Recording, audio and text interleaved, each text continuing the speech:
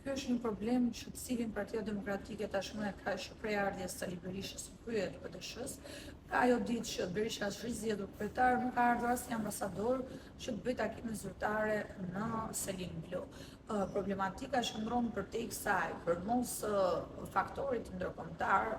Sali Berisha ka problemet aktuale me drejtësinë, pasi ai mbar 3 çështje aktuale në SPAK. Do të thotë që PD-ja në konflikt me ndërkombëtarët dhe në konflikt me drejtësinë absolutisht nuk mund të vinë pushtet. Edhe nesër të zgjedhje Partia Demokratike prapë do fitoj PS-ja, sepse PD-ja mund të fitoj vetëm e riformatuar, jo me një kryetar i cili është autokrati i saj dhe pengon që partia e tij të jetë forcë qeverisës së nesër. Ju përmendët autokracinë brenda Partisë Demokratike. Së shpejti pas 2-3 muajsh janë zgjedhjet brenda partisë.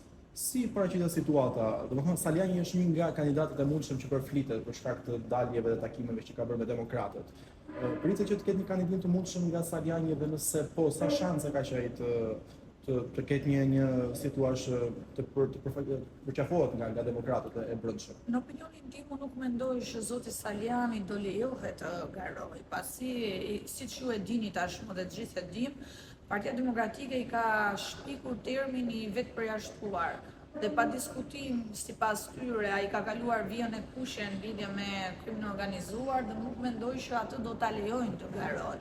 Nga ana personale, pastaj për mua zoti Saliani do ishte vlerë e shtuar ngar dhe pa diskutim që PD-ja ka nevojë për frymë të re, për figurë të re dhe pa diskutim që zoti Saliani është një personazh që ka bërë burgun për Partinë Demokratike në optikën time. Dhe pa diskutim që do ishte një plus për PD-n që djem të rinj guxojnë, t'japin idenë ndryshe nga ajo e leadershipit, guxojnë, garojnë dhe pa diskutim duan një PD më të fortë, më të bashkuar dhe një PD e cila mos jetë patëricë e pushtetit. Berisha do lejonte kandidimin e tij në rast se ai tenton të kandidojë? Besoj se dhash përgjigjen për sa kohë ata e kanë vetë shpallur, të vetë përjashtuar, absolutisht nuk do garojë, sepse sipas tyre ato thonë që ai ka kaluar vijën. Tani është diçka që është e çuditshme në faktin që cila është synimi i Salianit, për shkak se ai vazhdon nga qyteti në qytet të vjojë takimet me demokratët. Pra çfarë synon, sepse ai ka dhe ngrënçje ligjore për sa i përket 5 viteve që nuk lejohet të marrë asnjë pozicion publik. Nuk është çështje pozicioni, është çështje fryme, është çështje e PD-s, është çështje bashkimi demokratëve, është çështje që individët pa vota mos vijnë në lista të mbyllura, është për garën, është për demokracinë, është për një PD më të madh, është për një PD mos të kurrët, është për një PD që mos jetë pengi të emëruar vetë kryetarit, është për një PD që mos jetë pronë private, por është një PD e cila i përket demokratëve, kontributorëve. Këtë ka artikuluar ai në çdo foltore që ka zhvilluar dhe në çdo qytet. Problemi që do në faktin se zgjedhjet erdhën. Kush do kandidojë përballë Berishës? Pra, kjo autokraci siç ju e quheni do vazhdojë. Për mua që kur garon sërish Berisha dhe nuk respekton Nenin Basha, cilin ai po e shkel vetë, pa diskutim nuk ka garë me Berishën brenda Partisë Demokratike. Si kandidat, po nuk ka garë, sepse pa diskutim ato do heqin dhe antarët nga lista e votuarit, siç ka ndalë edhe në deklarata zoti Noka, që gjasmë sipas tyre kanë punuar kundra në fushat, do lejojnë të votojnë vetëm ata që duan ata, dhe kjo nuk quhet garë. A është i vetmi shans drejtësia nëse merret një masë e rëndë ndaj nëse vërtetojnë provat që rëndojnë mbi Berishën, që vetëm mënyrë që ai të largohet nga drejtimi i Partisë Demokratike? Unë mendoj që ai mund ta mbajë Partinë Demokratike pa diskutim, sa të dojë se sa herë të fitoj, sa herë të garoj do fitoj, dhe pa diskutim sa herë ai të fitoj do thotë mua më votuan demokratët, ndeshën demokratët.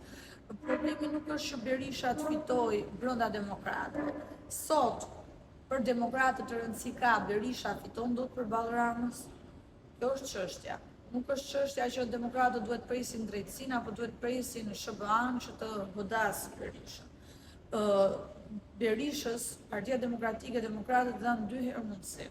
Ja dhanë me foltoren e parë, ja dhanë të garonte përballë Ramës. Në 2013 humbi, në 2025 humbi, ku do shkojmë? Ku do shkojmë më? Do thotë që ti për mos e jenë grata në SBA, ti jenë grata edhe në Shqipëri. Pasi shqiptarët nuk të muan. Ti nuk munde do të rezultatin e Lul Bashës. Vitit 2021 jo mundësh Ramën.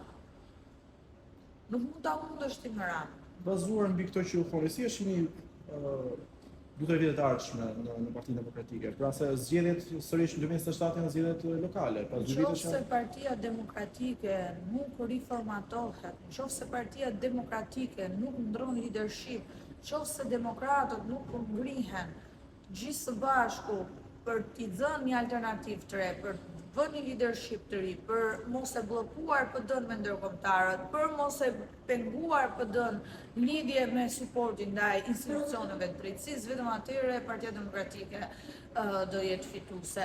Në të kundërt, nëse pengmarrësi i PD-s vazhdon të jetë në krye të saj, të gjithë bashkitë lokale do janë të humbura për Partinë Demokratike dhe rezultati i 2025-s në 2029 do jetë edhe më i thellë se kaq.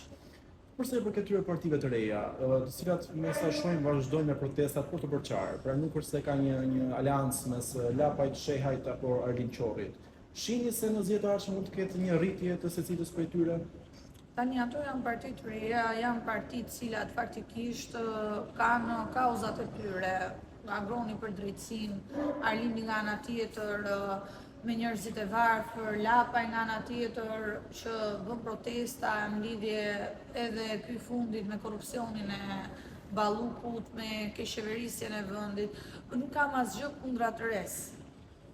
Sado për shembull që nuk përpojnë me ideologjinë time politike. Unë jam pro të res dhe jam që të jenë figura të reja që nesër të marrin fatin e vendit në dorë. Mos jetë kjo politike e cila ka 33 vite. Kush kanë shumë persona që kanë mbajtur më shumë pushtet në Shqipëri. Pa diskutim Rama me Berishën. Kështu që pa diskutim nuk kam asnjë lloj kundërshtie me çdo parti të re, çdo parti e re është pozitive, i jep një frymë të re, por mbi të gjitha nuk janë të korruptuar. Nuk janë të korruptuar, pasi nuk kanë pasur kurrë pushtet. Kështu që në këtë kontekst unë nuk i sulmoj. Në protestën e djeshme të Lapajt, e cila pati goxha pjesëmarrje me sa u duk, ure një figurë e cila nuk pritej nga Partia Demokratike, Besar Xhaferi.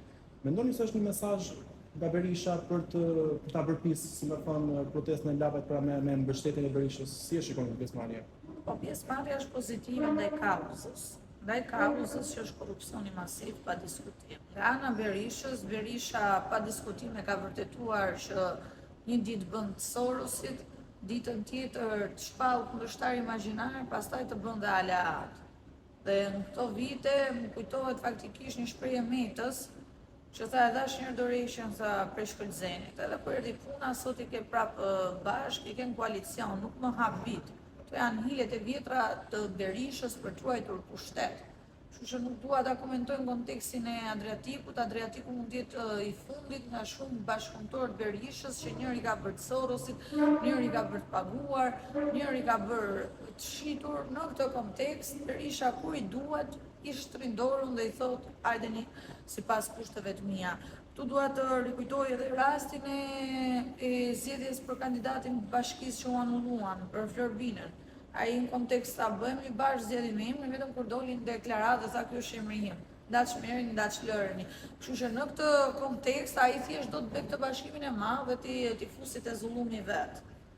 Kështu e shoh, kurse pjesëmarrjen e zotit Xhaferi e progresoj që është pro njerëzve të lirë, që është kundër korrupsionit, pa diskutim çdo juri dhe re duhet ketë mundësinë, hapësirën për të bërë politikë dhe për të dhënë një alternativë ndryshe nga kasa vjetër e politikës 33 vjeçare, e cila e ka futur Shqipërinë në një tranzicion pafund dhe shembulli më i keq i këtij tranzicioni pafund është pikërisht Sali Berisha.